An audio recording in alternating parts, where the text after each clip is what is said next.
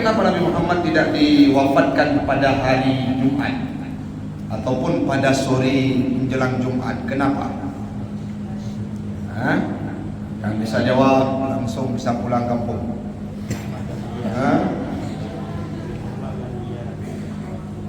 Keberadaan Nabi Muhammad diwafatkan pada hari Senin, salah satu yang menjadi pertanyaan sebagai jawaban, siapa mulia hari Jumat dibandingkan dengan Nabi? Jawab. Siapa mulia Nabi Muhammad dibandingkan dengan bulan Ramadan? Jawab. Maka keberadaan Nabi Muhammad itu tidak membutuhkan yang lain untuk menunjang beliau menjadi orang yang mulia. Jadi kalau kita meninggal dunia, kenapa dipilih hari Jumat? Didoakan semoga meninggal pada hari Jumat, karena hari Jumat tersebut menunjukkan bahwa seseorang yang meninggal adalah seseorang yang mendapatkan husnul khatimah. Sedangkan Nabi, walaupun tidak pada hari Jumat, beliau tetap husnul khatimah. Kenapa? Karena memang manusia yang paling sempurna. Nah, itu sebagai alasannya. Yang selanjutnya, Nabi Muhammad ini beliau berakhlak tidak hanya saat hidupnya saja. Dari kecil Nabi Muhammad itu sudah melakonkan akhlakul karimah dalam kehidupannya. Walaupun belum menjadi Nabi, tapi beliau tetap sudah berakhlak yang mulia. Ada orang yang kadangkala setelah diberi jabatan, beliau baru memuliakan dirinya. Ada yang sudah ada jabatan, kadangkala memanfaatkan jabatan tersebut sehingga tidak lagi mulia. I'lam anna fi Rasulillah sallallahu alaihi wasallam uswatun hasanatun hayyan wa mayyitan. Ketahui oleh kalian wahai murid-murid semuanya, wahai penuntut, sesungguhnya pada Rasulullah itu terdapat uswatun hasanah hayyan, masa beliau hidup, wa mayyitan, dan saat beliau meninggal dunia. Kalau cerita Nabi Muhammad itu berakhlak masa hidupnya, banyak orang yang paham, ya kan? Nabi dilempari dengan bebatuan, beliau tidak marah. Nabi disumpah serapah, beliau tidak marah. Nabi diludahi dengan air liur oleh seorang kafir Quraisy yang diberikan ongkos oleh Abu Jahal, beliau juga tidak marah.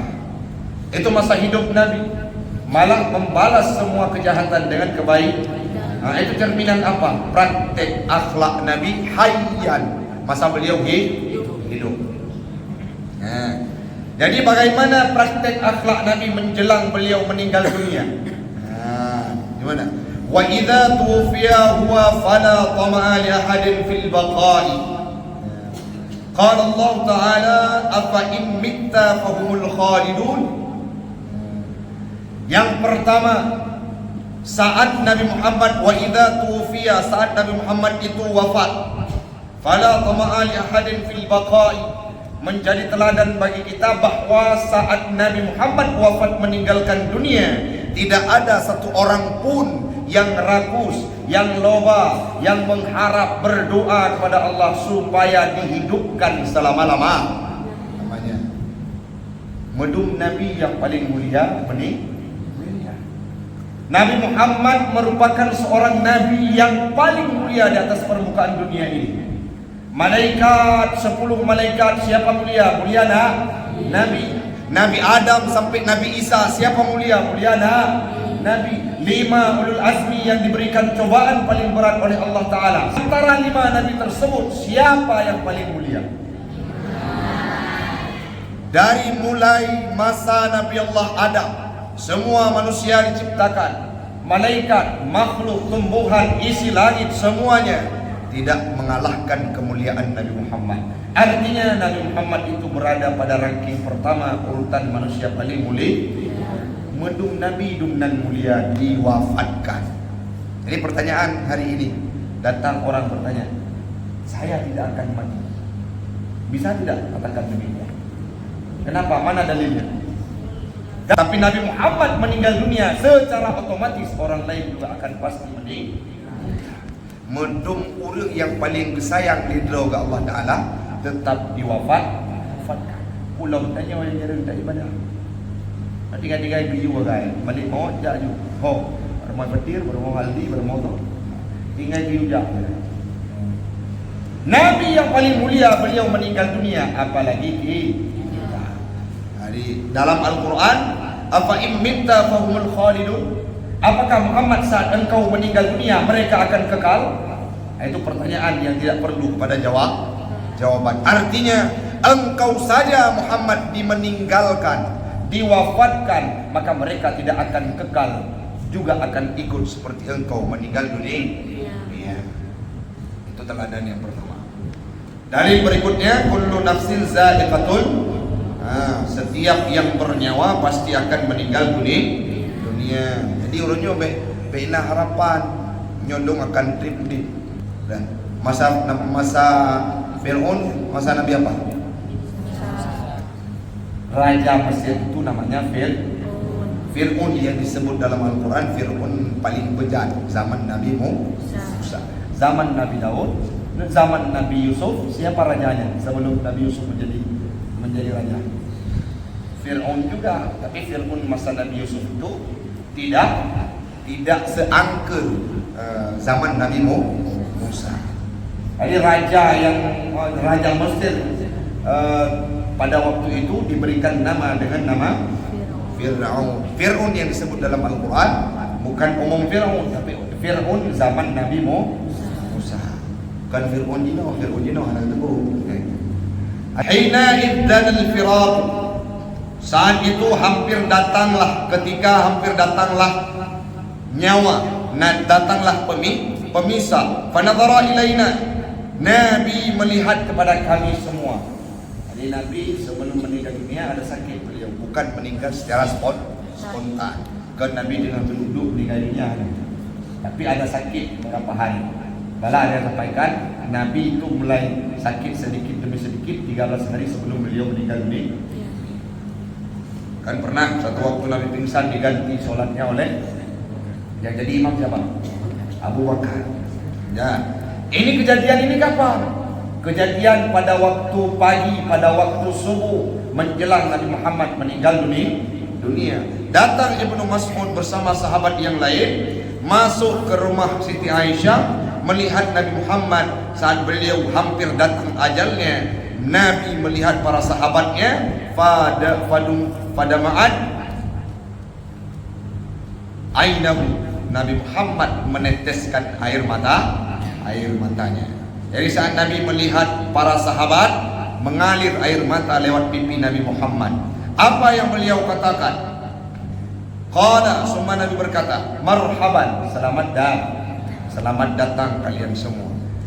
Hayyakumullah, kalian telah dihidupkan oleh Allah Ta'ala. Saat Nabi melihat sahabat yang hadir berkunjung, apa Nabi sampaikan? Hayyakumullah, engkau semuanya sudah dihidupkan oleh Allah Ta'ala. Wa awakumullah, Allah akan melindungi kalian semua. Wa nasarakumullah, Allah akan membantu kalian semua. Wa usikum bitaqwallah, tapi aku berwasiat kepada kalian semua bitaqwallah, dengan takwa kepada Allah. Nabi dari masa hidupnya setelah beliau dibangkitkan menjadi nabi, menjadi rasul, nasihat yang paling sering ditebut oleh Nabi adalah nasihat takwa. Rukun khutbah Jumat salah satunya adalah wasiat kepada takwa. Lebih 100 kali lebih Nabi Muhammad mewasiatkan takwa, termasuk saat beliau meninggal dunia. Itu yang kita wasiatkan kepada anak-anak kita. Nabi mewasiatkan kepada sahabatnya takwa. Kita hari ini kalau ingin meninggal dunia, sampaikan kepada anakmu, sampaikan kepada keluargamu, jangan tinggalkan ilmu pengetahuan agama. Beribadatlah takwa kepada Allah, karena Nabi dulu memberikan teladan kepada kita. Wasiat beliau adalah tentang ketakwaan. Karena takwanya berat. Takwa itu berat. Banyak orang yang berkata saya mampu takwa, tapi dalam praktiknya jauh panggang dari api, tidak mampu. Jadi wasiat Nabi kepada sahabatnya, wa usi bikumullah, dan telah diwasiatkan kepada kalian,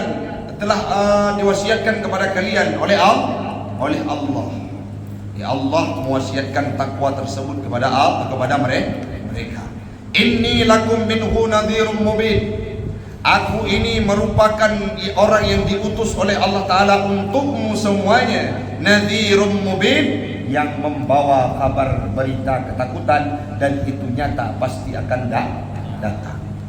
Bahwa neraka itu ada, orang yang tidak melakukan ibadah dan takwa kepada Allah Ta'ala akan dimasukkan dalam neraka. Solat sehari semalam berapa waktu? 5 waktu, 17 rakaat. Solat subuh jam berapa? Jam 5. Solat zuhur jam 4. Solat zuhur jam 4. Siapa jawab? Azizi. Jam setengah sah. Nah, solat asar jam berapa? Jam 4. Maghrib. Jangan tinggal solat, jangan seperti kata orang Aceh. Kalau kita hilang dari peredaran agama, solat pucuk rambut bengahna dan seput. Siapa yang solat seperti itu? Orang yang dangkal pemahaman agama, sibuk dia dengan ibadah, dengan harta, dengan niaga. Saat diucapkan azan Allahu Akbar hayya 'alas shalah pada waktu duhur, apa yang mereka jawab? Saya sedang kotor, tidak bisa meninggalkan kerja. Jangan cari waktu luang untuk beribadah, tapi luangkan waktu untuk kita ibadah. Kalau kita cari waktu luang, tidak akan dapat waktu luang dalam dunia, karena kita akan disibukkan selalu dengan aktivitas. Si minit nabut. Oh, abi kamu tinggal daya mana? Lebut nabut apa pun, mumpat dulu. Dan kira-kira pengalaman dulu, Atau tulis bak bintik, wajah guru, tulis jatuh toyu. Anjir keluar kali Giyuk semayang warnanya bukan. Si jauh bukan. Giyuk bukan. Gak tentu tanya watihan semayang bukan. Kuriung pakat tambang surga tanya tak je. Jeho cik pakap cewek. Maka merubah mindset bangannya me banala karena banala handa urang bangai. Na guru pakai buat kabung na guru pakai serius belajar kabung na guru gedam cabut kabung na guru gedam hang biwo dah kabung nyet pikiran bangai. Kan dia pegang no. Pikir pun nanti dia biar kai belum tahu. Baik sampai praktek aikal pegang bawahnya. Sudah Abi paling hanagalah urang hina guru, karena Abi berhasil berkat guru. Hari ini apa hal yang paling membuat Abi bahagia? Ada waktu luang tu bisa Abi bisa ngaji sama ayah dari pagi sampai usai siang, duduk dekat ayah, ngomong sama ayah cetru, dan minum kopi, minum minuman bekas ayah minum. Jadi bertabaruk dan tawassul kepada guru. Walaupun dulu kadang-kala kita akun itu menantunya ayah, beliau menjabat sebagai kepala humas dulu. Kepala humas itu yang mengurus dalail khairat, zikir maulid, takziah, dan segala macam aktivitas dengan eksternal daya. Abi Syekh paling besar di daerah Cetrum yang membangunkan zikir pada tanya saya. Tapi apa yang terjadi? Beliau melacak. Asal ada Abi berangkat pasti akan dilacak. Ini melalui jalur legal ataupun jalur ilegal. Maknanya pergi dalam Ustaz Taufik setiap hari. Itu kalau duha Abi dulu jarang naik ngaji. Kenapa? Membawa nama daya untuk dalail khairat. Kalau terdapat satu yang tidak legal ataupun ilegal, langsung dipanggil ke Balai Putih, balai tempat mahkamah. Pernah satu waktu orang lain yang dalail, Abi yang kena panggil. Apakah Abi marah? Tidak. Dulu diurus Abi sebagai santrinya supaya menjadi orang berguna. Hari ini setelah kelas 7, Abi naik kelas 7 menjadi guru di Dayah Rodatul Ma'arif, dekat dengan beliau seperti hari ini. Ini sudah apa yang garis besarnya? Guru melakukan tugasnya untuk tarbiyah kepada kita semua. Kenapa? Karena kalau tidak diberikan aturan, apapun akan diselewengkan. Dajak berjalan ada rambu-rambu tidak? Hah? Ada tidak? Ada. Betul betul. Kita fatir me Honda. Ikut dari rumah. Nyo ilung pujak dari Bandar Baru. Haik pujak ada wi pujak raun. Meja ke raun. Kalau itu bi jalan kakak. Ipok 5 tahun bi je ke mai. Karena dilanggar aduk. Hanam pun enggak bedah mak fatir rumah ya apa ni lu macam gekel le urang pok. Anu tron hanam tak ya raun.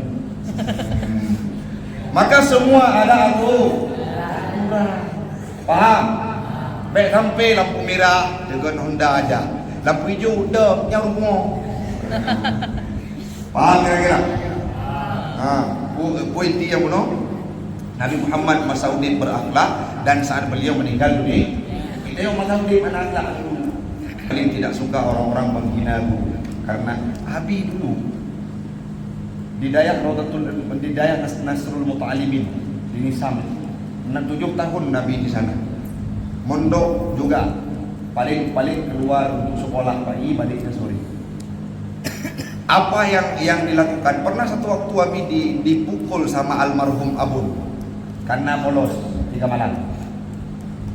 Gecok kriuk yang kali ubah gepong Abi lego. Nah bagaimana? War mo mate dong ganto jagro tu mira apa mati kita ya pane pakonnya ke tempat dia pun menon dalam cabut 5 malam cucu awi nama kugot. Itu orang tua dulu. Jinau kan kepo gak aku itu semayang kan ada di luar Aceh itu yang ditegur untuk sholat masuk penjara. Kayu kemayang sama penjara. Ini 2 orang kita duduk di murid. Jangan sampai seperti itu. Karena di antara tidak diajarkan untuk adu fisik. Wabi dan betul itu. Anak. Tapi coba tunjuk tangan siapa yang pernah dipukul sampai hidung kena ikut sorry. Mana? Dong tak pernah dramatisasi puisi untuk belajar bela diri, tapi setelah aktivitas tersebut ada karena kirayan pandi silat tiba-tiba lebih silat itu orang ada. Sudah. Ramzi Aziz yang sering dalam dramatisasi puisi tidak. Di sini tidak pernah diajarkan kekerasan. Hidup dengan akhlak. Ya. Lanjut. Yang selanjutnya Nabi mewasiatkan Allah ta'lu 'ala Allah fi ibadihi wa biladihi. Jangan sombong, jangan angkuh, jangan meninggikan diri untuk beribadah kepada Allah. Jangan malas kita untuk sujud. Oh Abi, kepala kami sangat mulia. Tangan kami dicium selalu oleh orang nantinya. Kami dimuliakan, tidak pernah kata kepala kami tersentuh dengan tanah. Tapi saat beribadah semulia apapun, jabatanmu sebagai kepala dinas, kepala pemerintahan, kepala apapun, baik berkepala ataupun tidak, saat sujud rendahkan kepalamu ke tempat yang paling rendah. Abu Naule mana ada buyu. Tidak pernah kita lihat orang yang satu waktu karena beliau kepala dinas ataupun presiden solatnya tidak boleh sujud karena tidak memuliakan, tetap sujud ke bawah. Apa diwasiatkan? Jangan sombong. Begitu juga dengan jangan sombong dalam kehidupan bermasyarakat. Wah kampung karena kabut banalah wah kampung. Kau dah berlabur, imum berlabur. Dan imum baca a'udzu billahi minasyaitonir rajim. Bismillah. Ruk panjang maju. Bismillah. Maju relak semayang. Relak semayang bang imum rona baca apa dia? Lagi Jawa baca, lagi Cina baca.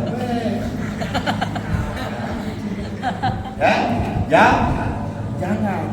Tidak boleh sombong dalam kehidupan. Wa qad danal firaq, wa qad danal ajal, dan sungguh datanglah ajal kepadaku, kata Nabi. Wal munqalabu ila Allah Ta'ala, aku akan balik kepada Allah Subhanahu wa Ta'ala. Wa ila sidratil muntaha, dan kepada sidratil muntaha. Wa ilal jannatil ma'wa, dan aku akan kembali ke dalam surganya Allah. Wa ilal ka'sil awfa, dan aku akan kembali kepada satu tempat yang ada gelas terisi dengan nikmatnya Allah. Nikmatnya Allah itu disampaikan Nabi. Faqrimu ala anfusikum wa ala man dakhala fi dinikum ba'di minni salam. Bacakan kepada kalian semua, sampaikan kepada kalian semua, kepada sahabat-sahabat semua, kalimat salam dariku, salam yang terakhir, dan sampaikan salam kepada umat-umat yang menganut agama Islam setelah aku meninggal dunia. Artinya apa? Kita mendapatkan salam dari Nabi. Nabi saat menjelang meninggal dunia, beliau titip salam kepada Ibnu Mas'ud dan kawan-kawannya yang lain. Sampaikan salamku pada seluruh sahabat. Setelahnya siapa ya Rasul? Orang-orang yang masuk dalam agama Islam ini. Sampaikan salamku dengan kalimat Assalamualaikum. Kita semua malam ini sudah pernah mendapatkan salam dari Nabi Muhammad. Apa makna salam? Kesejahteraan. Nabi mendoakan kita semua semoga sejahtera. Kapan? Saat beliau meninggal dunia. Belum ada apa-apanya. Selanjutnya disampaikan, disambung oleh Nabi. Waruya annahu qala Jibril. Berkata Nabi Muhammad bagi Jibril alaihi salam, bertanya Nabi Muhammad kepada Jibril, "Man li ummati ba'di?" Ya Jibril, siapakah yang akan mengurus umatku setelah aku meninggal dunia? Lagi-lagi Nabi Muhammad menanyakan siapa? Kita semua. Nyawa nyolong kena meninggal Jibril. Saya akan meninggalkan dunia yang fana ini. Bukan ditanyakan siapa yang akan menjaga Aisyah. Bukan ditanyakan siapa yang akan mengurus Hasan dan Husain. Bukan ditanyakan siapa yang akan mengurus kehidupan Ali, mengurus kehidupan Fatimah. Tetapi beliau menanyakan siapa yang akan mengurus umat. Nabi tidak menanyakan yang lain. Beda dengan mati kita. Yang kita pertanyakan harta, keluarga. Tapi Nabi Muhammad saat menjelang ajalnya yang disebutkan, ya Jibril, man li ummati ba'di? Siapa yang akan mengurus umatku setelah aku meninggal dunia? Kekhawatiran Nabi muncul dalam hatinya saat beliau menjelang meninggal dunia. Kemudian hadis yang sering kami sampaikan dalam hadis qudsi. Fa'auhallahu ala Jibril, diwahyukan oleh Allah kepada Jibril, an basyir habibi, sampaikan wahai Jibril kepada kekasihku. Apa ya Allah yang ku sampaikan? Anni, bahwa sungguh aku la akhdhuluhu, tidak akan aku campakkan fi ummatihi, umat-umatnya Muhammad. Sampaikan akan kuberikan legalitas. Aku yang merawat umat Muhammad, yang mau mengejar hidayah akan kujaga mereka selamat sampai masuk dalam surga. Yang mau istiqamah dalam agama akan kulindungi mereka. Yang mau menjalankan fitrah agama yang ditinggalkan oleh Muhammad, mereka akan kujaga sampai meninggal dunia. Sampaikan kepada Muhammad. Yang selanjutnya dilanjutkan oleh Allah, basyirhu ya Jibril, sampaikan wahai Jibril, bi annahu asra'un nasi khurujan minal ardi idza bu'isu. Muhammad adalah manusia pertama yang kubangkitkan saat kubangkitkan semua manusia di yaumil qiyamah, di padang mahsyar. Muhammad adalah manusia pertama yang kubangkitkan. Nabi belum tersenyum. Yang selanjutnya, wasayyiduhum idza jumi'u, Nabi Muhammad menjadi kepala, atasan, pimpinan, pucuk pimpinan umat seluruhnya. Dari masa Nabi Allah Adam sampai masa Nabi Isa, Nabi Muhammad merupakan kepala, pemimpin, junjungan, sayyidun, pemimpin di antara semua umat. Apakah Nabi tersenyum? Belum. Yang terakhir disampaikan oleh Jibril, wa innal jannata muharramatun 'alal umam hatta tadkhuluha ummatu. Ya Muhammad, Allah menyampaikan pula yang terakhir Muhammad, sesungguhnya surga ini muharramatun, diharamkan, 'alal umami, terhadap umat-umat yang lain, hatta tadkhuluha ummatu, sehingga umatmu masuk menempati tempat dari surganya Allah, baru surga itu diizinkan untuk naik. Saat disebutkan kalimat tersebut, faqala, berkata Nabi, al-an qad qarrat aini, sekarang baru terhapus air mataku, sekarang baru hilang kesedihanku, sekarang baru hilang tangisanku. Artinya Nabi Muhammad tidak senang dengan istimewa yang diberikan oleh Allah kepada dirinya. Dibangkitkan pertama, beliau tidak tenang. Diberikan surga kepadanya, beliau tidak tenang. Dijadikan sebagai pimpinan dalam padang mahsyar, beliau tidak tenang. Tapi baru Nabi merasa tenang setelah Allah menyebutkan surga kuharamkan untuk umat yang lain. Artinya Allah memberikan jaminan surga kepada umatnya Nabi Muhammad, baru Nabi berhenti menangis dan khawatir terhadap kita. Jadi di akhir paparan ini, anak-anak Nabi sekalian, Nabi Muhammad itu bukanlah sosok yang biasa saja dalam kehidupan kita. Kalau andai kata ada seorang ayah sayang ke anaknya, Ozil disayangi oleh ayah luar biasa, Esrar disayangi oleh ayah luar biasa, siapapun yang hadir di anak ini disayangi oleh orang tuanya luar biasa. Kalau sakit sedikit minta izin langsung dibawa pulang. Kalau ada habis uang langsung diganti, ada masalah langsung ditangani. Ingat, sayang orang tua kalian belum ada apa-apanya kalau dibandingkan dengan cinta Nabi kepada kita. Perumpamaannya, seandainya ada seorang suami yang mencintai istrinya kepalang tangguh, istrinya soleha, mencintainya luar biasa, apa yang diperlukan akan diberikan. Perlu uang diberikan kecukupan, perlu mobil diberikan, perlu pakaian diberikan. Tapi ingat, seandainya ada seorang laki-laki yang mampu menemani istrinya saat meninggal dunia, belum ada apa-apanya dibandingkan sayang mereka kepada istrinya dengan sayangnya Nabi kepada kita. Ada seseorang yang kadangkala memfasilitasi hidupnya dengan uang yang dimiliki oleh dirinya, menghias dirinya dengan segala keglamoran dunia, memfasilitasi dirinya dengan segala hiruk pikuk dunia, dan dia meraih kenikmatan, dirawat dirinya dengan sedemikian rupa, sayang untuk tubuhnya sangat luar biasa. Kalau dibandingkan dengan cinta Nabi, tidak ada apa-apanya cinta Nabi kepada kita.